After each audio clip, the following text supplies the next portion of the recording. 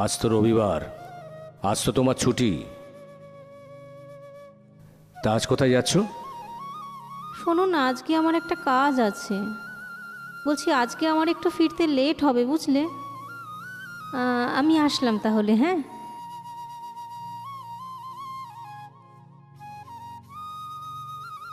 আজ আমাকে দেখতে হবে যে ও কোথায় যায়।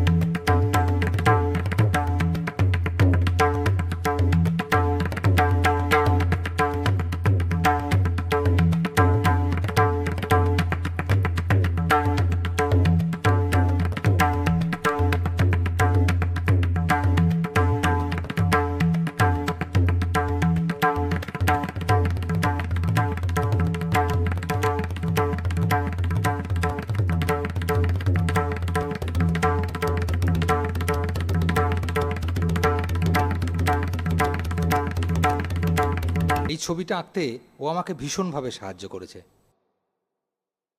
প্রতিদিন ও আমার সামনে কয়েক ঘন্টা চুপ করে বসে থাকতো। ওর মতো মেয়ে যে এইভাবে বসে থাকতে পারবে চুপচাপ, সেটা ভাবাই যায় না। কিন্তু ও আমাকে সেই সময়টা দিয়েছে।